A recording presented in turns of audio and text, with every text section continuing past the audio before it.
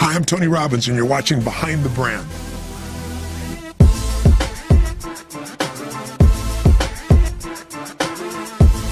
Hi, I'm Brian Elliott. Welcome to another edition of Behind the Brand. Today I'm here with business and life strategist, #1 New York Times bestseller, and philanthropist, Tony Robbins.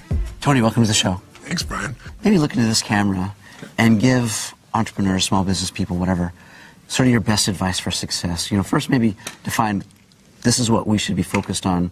This is the definition of success, and maybe here are some tips how to get there.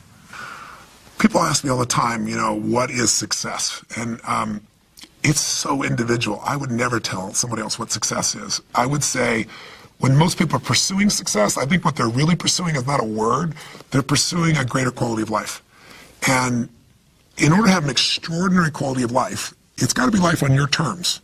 And, some people's idea of an extraordinary life is, writing beautiful poetry or having a garden. Some people's idea is building $1 billion company. Some people is 3.2 perfect children. I don't know what the 2 comes from, 0.2, but they do. Everyone has a different idea.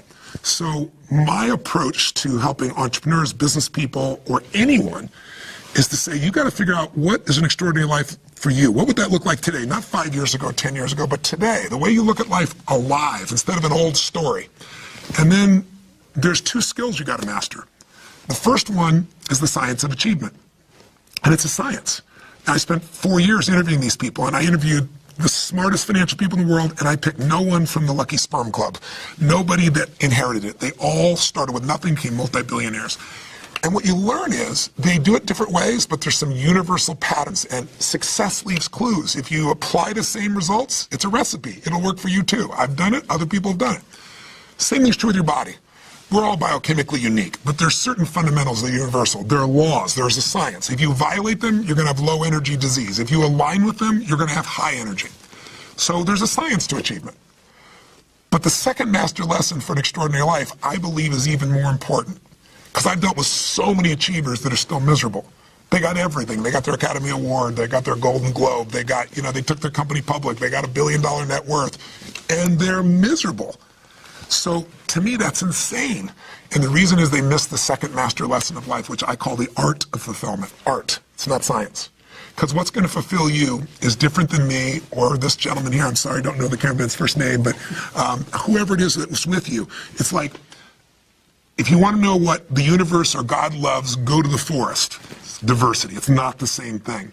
And when you look at, maybe a good example is if you go to an art show. You ever gone to an art show in LA or New York, like a high-end art show, and you walk in and you look at the painting and go, you're joking, right? This is not art, right? How much is it? And the guy goes, $10 million. You got to be nuts. I'll give you an example. Steve Wynn, who owns the Wynn Hotels, as again, a good friend of mine, called me up on his birthday a few years ago. And he says, Tony, come over to my house. He goes, it's my birthday. I said, I know, I'm looking forward to seeing you. He goes, no, you got to see something. He said, I have coveted this painting for years, and I just outbid everybody. I spent $80 million for this picture. I was like, painting. And I said, oh my God, I can't wait to see it. So I'm picturing, I don't know, some Renaissance thing. And I show up, and it's a Rothko. Do you know what a Rothko is? No.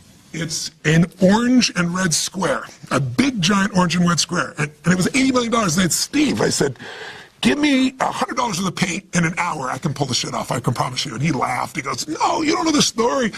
And here's what's so cool. He finds $80 million of the value there because he must be 100 times more sophisticated than I am. With I'm going, it's an orange and red square, right? The beauty of life is our diversity.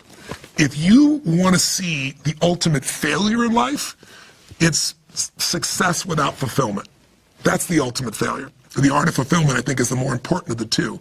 So he asked me to look in the camera and talk to these entrepreneurs and say, what's the most important key to success? I think it's hunger. It's not getting satisfied. If you look at a Mark Benioff at Salesforce, if you look at Richard Branson's friend of mine, or you look at anyone you respect who's achieved at the highest level, intelligence is an incredibly important distinction and a valuable thing to have in life. But I always tell people, you can find so many intelligent people that can't fight their way out of a paper bag. What matters is hunger. A hunger that doesn't go away, a hunger to learn, a hunger to grow, a hunger to serve, a hunger to give, a hunger to create breakthroughs. Most people are hungry till they make a certain amount of money and then they get comfortable. And there's nothing wrong with that, but it's not about the money. It's not about the business. It's about your growth. Because every one of us either grows or dies. People ask me all the time, what does it take to be happy? I say one word, progress. Progress equals happiness. Because achieving a goal feels good for how long? A week, a month, 3 months, and then there needs to be something else. And the reason for something else is because you got to grow. And I think if you can decide that success is life on your terms, but it's also a meaningful life where you found something you care about more than yourself that you want to serve, whether it's your family or a community or a mission or your company, then you're blessed. And success is that experience of not only achievement but fulfillment, and it can't be achieved unless you're growing and unless you're giving in ways that you're not positioning the giving. It's not what other people say, it's what you know in your soul. And I think if you can find those things inside yourself, they're not easy, but they're worth it. You'll have a life that will look like a dream to other people, and they'll all think you're lucky because we're all rewarded in public for what we've practiced continuously in private.